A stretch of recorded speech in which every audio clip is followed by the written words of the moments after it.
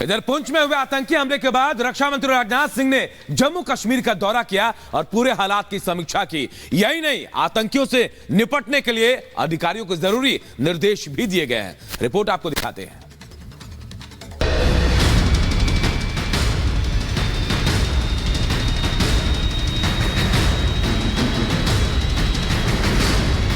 दिल्ली के Israel embassy के पास कथित धमाके की जांच तेज हो गई है।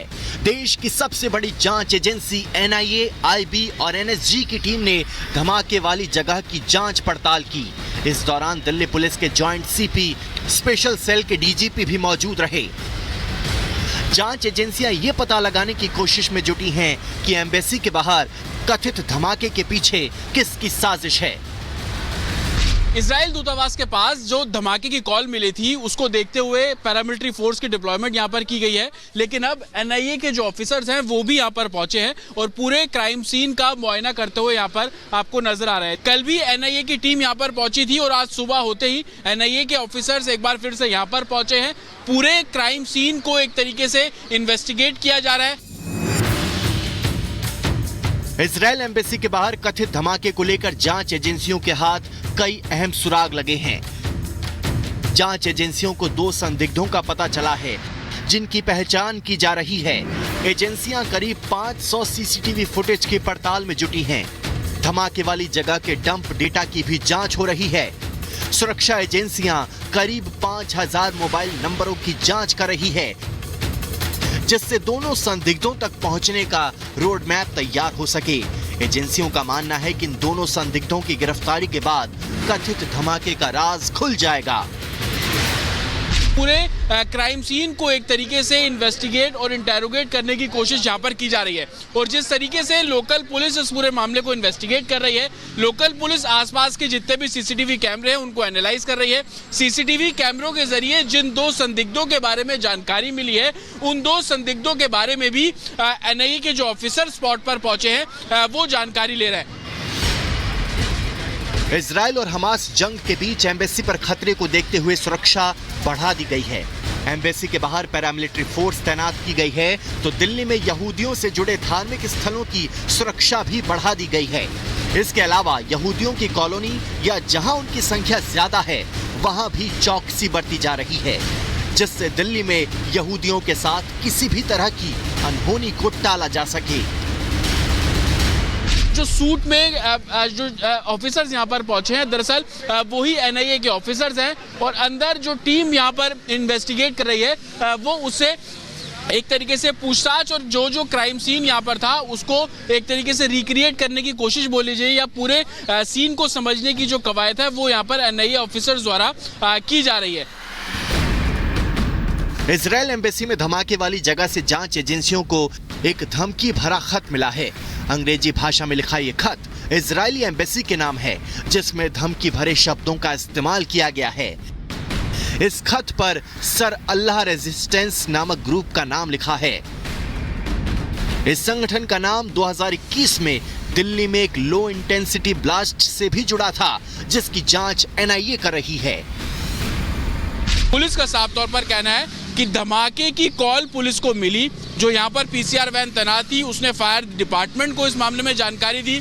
तकरीबन शाम को 5:53 का समय था जब दिल्ली पुलिस को जानकारी मिली।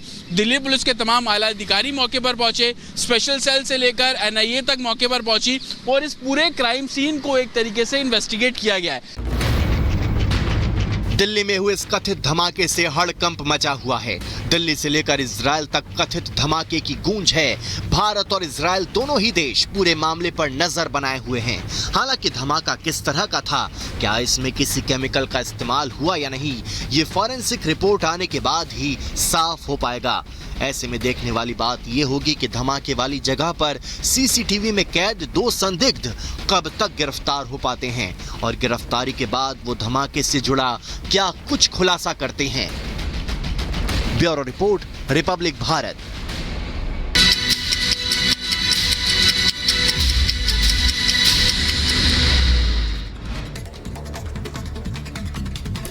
जम्मू कश्मीर के पुंछ में सुरक्षा बलों का पहरा सख्त, चप्पे चप्पे पर तैनात है जवान। बुखलियाज इलाके में सुरक्षा हाई अलर्ट पर।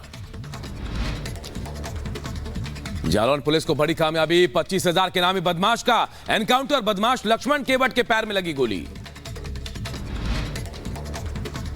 एमपी के गुना में डंपर और बस के बीच टक्कर, हादसे में 13 लोगों की मौत, कई लोग घायल, इलाज जारी। मध्य प्रदेश के खंडवा में अवैध रूप से गैस रिफिलिंग के दौरान जबरदस्त ब्लास्ट, 30 से ज्यादा सिलेंडर में हुआ धमाका। धमाके के बाद लगी भीषण आग। भीषण आग में 3 लोगों के झुलसने की खबर, एक शख्स का किया गया रेस्क्यू। अवैध रूप से घर में गैस रिफिलिंग का काम चल रहा था। यूपी के महाराजगंज में निर्माणाधीन मैरिज हॉल की छत गिरी, हादसे में 2 मजदूरों की मौत, आधा दर्जन घायल, रेस्क्यू ऑपरेशन जारी। मुंबई के मलाड इलाके में शॉपिंग सेंटर में लगी आग, मौके पर पहुंची दमकल की गाड़ियां, आग बुझाने में करनी पड़ी काफी मशक्कत। यूपी के मुजफ्फरनगर में स्पोर्ट्स की दुकान में लगी आग, आग से लाखों का सामान जलकर खाक हुआ, दमकल की गाड़ियों ने आग पर काबू पाया। देश भर में जारी है ठंड का प्रकोप, पंजाब के अमृतसर में घने कोहरे और शीतलहर ने शहर को अपनी चपेट में लिया। कोहरे के चलते विजिबिलिटी बेहद कम हुई। दिल्ली में भी दिख रहा ठंड का सितम, बेघर लोग रैन बसेरे शेल्टर में शरण लेने को मजबूर। लोधी रोड होम शेल्टर पर रैन बसेरे में रह रहे हैं लोग।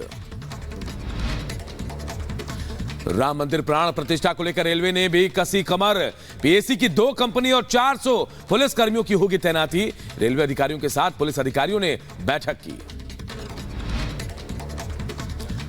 रामलला के प्राण प्रतिष्ठा को लेकर सज रही अयोध्या। प्राण प्रतिष्ठा समारोह में सिर्फ 25 दिन बचे हैं और इस स्तर पर तेज रफ्तार से चल रहा है काम।